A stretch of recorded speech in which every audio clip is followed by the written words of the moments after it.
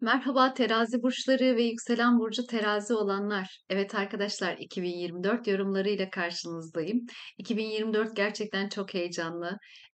Çok dinamik enerjiler var. Jüpiter'in burç değiştirişi var. Satürn'ün ödülleri var. Gerçekten hareketli bir 2024'e giriyoruz. Öncelikle 2024'e girmeden yılbaşına kadar olan kampanyamızdan bahsetmek istiyorum arkadaşlar. Doğum haritası analizi, 2 yıllık öngörü analizi ve doğum saati tespiti hepsi birlikte kampanya fiyatımız 1500 TL. Bu kampanyadan yararlanmak için WhatsApp hattımızdan bizimle iletişime geçmeniz yeterli olacaktır. Şimdi öncelikle Plüto'dan başlayacağım arkadaşlar 2024'ü yorumlamaya. Plüto biliyorsunuz geçtiğimiz yıl Kova burcuna geçiş yapmıştı. Lakin retrosu vardı. Oğlağa geri döndü. Şimdi tekrar Kova'ya geçecek. 2 dereceye kadar ilerleyecek. Daha sonrasında tekrar retro yapacak ve Oğlağın 29 derecesine kadar geri gelecek.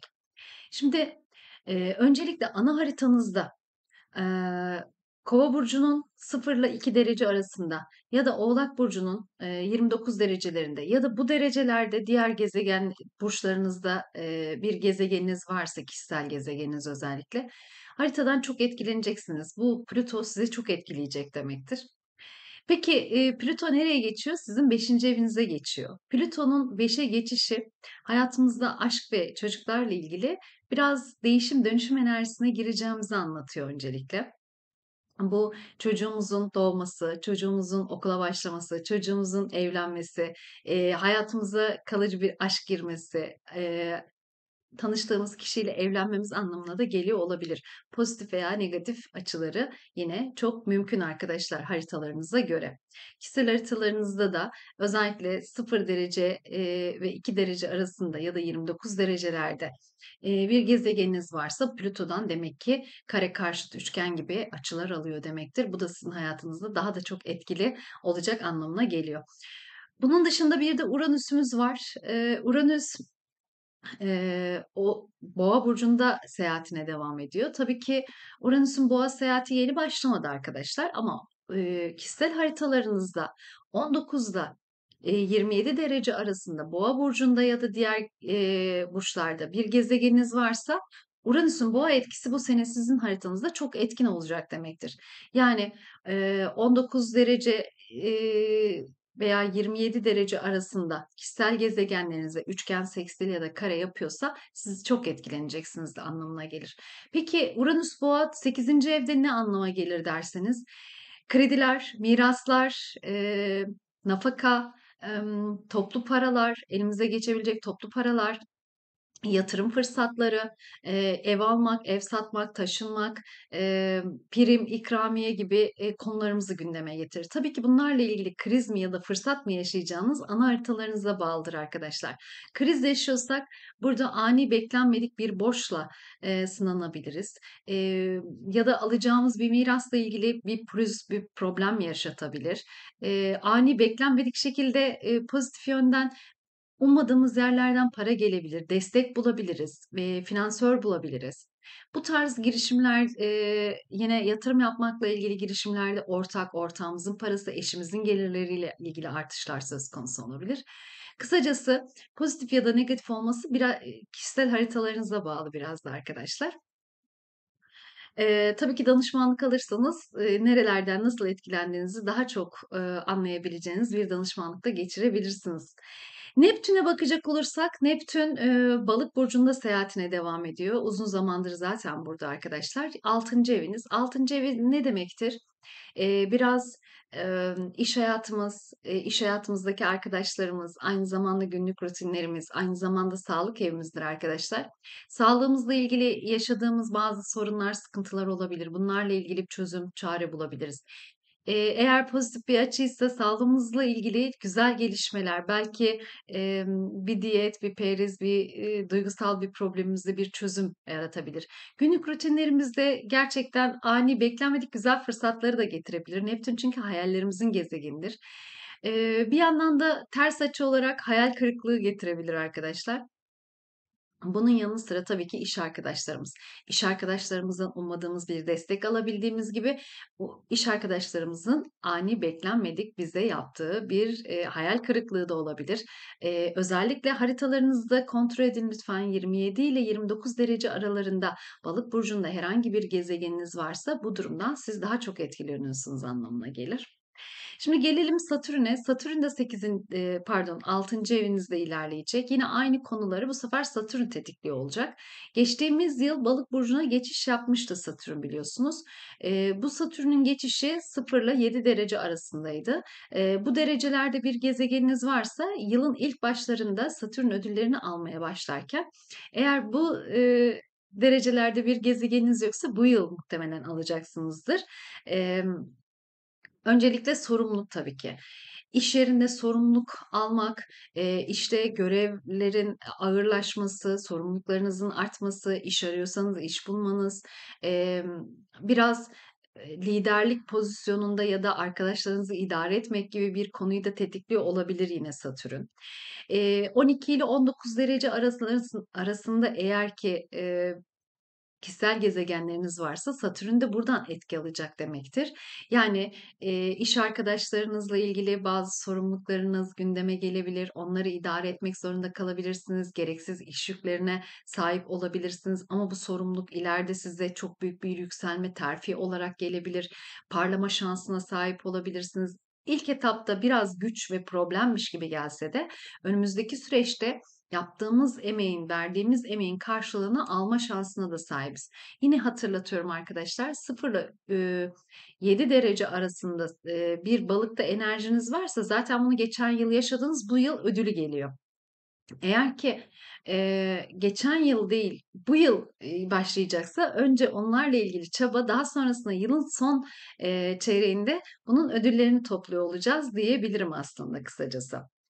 Gelelim Jüpiter'e arkadaşlar. Jüpiter'in, açıları tabii ki 8. evimizde yaşanacak. 8. evde kredi, miras olaylarını Uranüs kadar bu da tetikliyor olacak. Özellikle beklediğiniz bir miras konusu varsa bunlarla ilgili çözümler, çareler Jüpiter'in etkisiyle daha da çok gündeme gelmiş olabilir. Eee, zaten geçen sene girmişti biliyorsunuz Jüpiter Boğa'ya.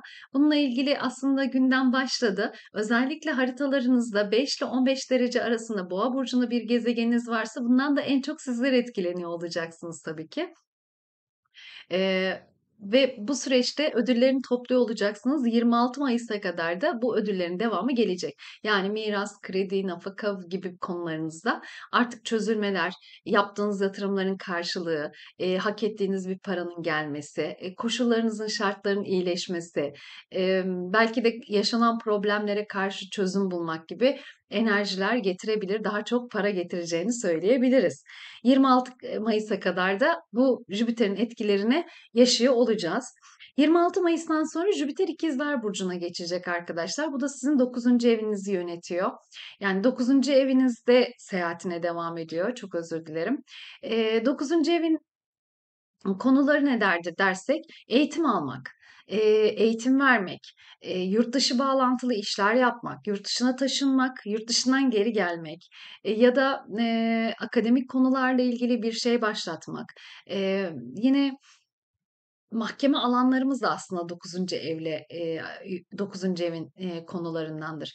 Mahkeme, yani bir mahkeme ile ilgili bir sürecimiz varsa bu dönemde işte 26 Mayıs'tan sonra mahkemelerden olumlu sonuçlar bekliyor olabiliriz. Yurt dışı ile ilgili bir girişimimiz varsa, beklentimiz varsa Mayıs ayından sonra yılın sonuna kadar sizi destekleyecek açılara sahip olacak Jüpiter 9. evinizde. Yine bununla ilgili 9. evle alakalı eğitim fırsatları yakalayabiliriz. Kısa bir eğitim programına katılabiliriz. Hemen onu hızlıca kariyerimize adapte ediyor olabiliriz. Yine para kazanabiliriz. E-ticaretle uğraşıyorsak ya da sosyal medya üzerinden yaptığımız işi tanıtıyor olabiliriz. Bunlarla ilgili geri dönüşler sağlanabilir. Yurt içi, yurt dışından müşterilere sahip olabiliriz. Yurt dışı yani sosyal medya üzerinden, e-ticaret üzerinden yaptığınız işler oldukça verimli geçecek, karşılığını mutlaka göreceksiniz anlamına gelir. Hatta çift yerden kazançlar elde edebilmek, çift kanal açmak, çift yerden nasibinizin gelmesi gibi bir durumda yine söz konusu olabilir. Ya da daha önce başvuru yaptığınız yurt dışından 2 ülkeden aynı anda kabul edilebilirsiniz arkadaşlar. Bu da ekstra bir bonus gibi olur. Çünkü Jüpiter İkizler burcundayken şanslı da çift çift verme gibi bir eylem gösterebilir. Şimdi ay düğümlerine gelecek olursak bunun dışında ay düğümlerimiz biraz tutulma enerjilerini de anlatır arkadaşlar. Şimdi terazi ve koç aksında biliyorsunuz tutulmalar gerçekleşmeye başlamıştı 2023'ten bu yana. Bunların devam niteliğinde tutulmalar devam ediyor olacak. Ve bu tutulmalar ne getirecek? Aslında evlilik, ortaklık konularımızı biraz daha gündeme getirecek. Eş, biriyle ortak iş yapmak, onunla aynı frekansta olabilmek, evlilik ve ortaklık için mücadele ve savaş içeren bazı içerikler de yaşanabilir. Tabii ki burada negatif olan terazi, pozitif olan koçtur arkadaşlar. Tabii Güney Ay düğümünün sizin burcunuzdan geçiyor olması biraz karşımızdaki kadar hızlanamamak, karşımızdakinin hareketine veya enerjisine ayak uyduramamak, onun beklentilerinin karşılayamaması ya da sizin beklentilerinizi onun karşılayamaması gibi bir etki yaratabilir. Daha çok burada bizlik enerjisinden çok teklik enerjimizde kalmalı. İlişkinin içerisinde tıkanıp kalan noktalarımızı bireysel olarak çözmek zorunda olduğumuzu söylüyor. Yani ben bu ilişkiden ne istiyorum? Bu ilişki bana ne katmalı? Eğer hedeflerimize, hayallerimize uymayan biri ise reddetmeli. Eğer hedeflerimize, hayallerimize uyan biri ise de onun için emek göstermeliyiz, girişimde bulunmalıyız şeklinde düşünebiliriz aslında tutulmaların etkilerini.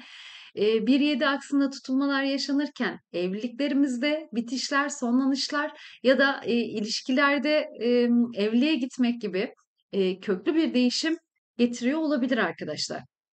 Şimdi 25 Mart'ta ay tutulması yaşanacak Terazi burcunda. Özellikle 5 derece ve yakınlarında terazide ya da diğer burçlarda kişisel gezegenleriniz varsa bu sizi net bir şekilde hayatınızda bir değişim dönüşüm enerjisi yaratacak diyebiliriz. 8 Nisan'da da güneş tutulması yaşanacak Koç burcunda. İlişkilerimizle ilgili hareket etmek zorunda kalacağız. Belki evlilik teklifi alacağız, evlilik teklifi edeceğiz, harekete geçeceğiz, birlik ve beraberliğimiz destekleyecek eylemlerde bulunacağız. Bu tabii ki evlilik olmayabilir, ortaklık da olabilir. Bu sefer ortaklık teklifi almak, ortakla beraber hareket etmek gibi bir eylem yine söz konusu olabilir. Var olan ilişkilerde ve ortaklıklarda krizler varsa bunları nasıl çözebileceğimizi de görüyor olacağız aslında bu güneş tutulmasıyla beraber. 18 Eylül'de de yine ay tutulması yaşanacak. Bu sefer ay tutulması balık burcunda yaşanacak arkadaşlar. Balık burcu sizin 6. evinizi yönetiyor. 2024'ün son çeyreğinde başlasa da bu tutulmalar aslında 2025 ve 2026'daki yaşayacağımız tutulmaların ön bir fragmanı şeklinde yaşanacak diyebiliriz. 6. ev ise bizim aslında iş hayatımız, iş arkadaşlarımız, günlük rutinlerimiz, sağlığımızdır. Sağlığımızla ilgili bir problemimiz varsa burada bir çözüm odağına geçebiliriz. Bunun dışında tabii ki yine İşle ilgili yatırımlar yaptıysak bunun karşılığını alıyor olabiliriz. İş değiştirebiliriz, atama terfi gibi bir durum söz konusu olabilir. Sağlığımızla ilgili problemler yaşıyorsak bunlarla ilgili çözümü bulma şansına sahip olabiliriz. 18 Eylül'deki bu tutulma aslında sağlık ve iş hayatımızla ilgili önemli gelişmeleri beraberinde getirecek, bize destek verecek, bize iş öğretecek, belki de iş arkadaşlarına da sahip olabiliriz arkadaşlar. 2 Eylül'de de güneş tutulması yaşanacak Terazi burcunda. Artık ilişkilerimizle ilgili nihai kararlar veriliyor olacak burada. Yani artık tamam mı, devam mı? Sorunlu ilişki ise bitirilecek. Sorunları çözebildiysek hayatımızdaki o sorunu kökten çözebilecek eylemlere geçiş yapacağız. Bunun dışında tabii ki hayatımıza evlilikle ilgili bir gündem gelebilir. Uzun zamandır sürüncemede kalan bir ilişkimiz evlilik teklifiyle taçlanabilir. Yine burada da evlilik ve ortaklıklarımızla ilgili önemli bir süreç yaşatacak diyebiliriz. Kısacası para geliyor, aşk geliyor, evlilik geliyor, ortaklık geliyor. Sizin için hayat çok daha pozitif geçecek arkadaşlar. Satürn'ün artık tepe noktanıza, yani, alçalan çizginize yaklaştığı bu süreçte, belki de, bir level atlamak için güzel fırsatlar gelecek. Jüpiter'in de desteğini alarak yukarıdan, Kuzey Ay düğümü desteğini alarak karşı taraftan aslında hayatımızda çözümsüz olduğunu düşündüğümüz birçok konuya çözüm bulabileceğiz arkadaşlar. Gerçekten yaptığımız yatırımlar karşılığını bulacak, çektiğimiz eziyetler, karşılığını bulacak. Ciddi anlamda bizi, ileri bir noktaya taşıyacak, güzel gezegenlerimiz tepe noktada bize hizmet ediyor olacak. Umarım 2024'ü en iyi şekilde değerlendirirsiniz. Size mutluluk, huzur, ve başarı getirsin inşallah. Kendinize iyi bakın, hoşça kalın.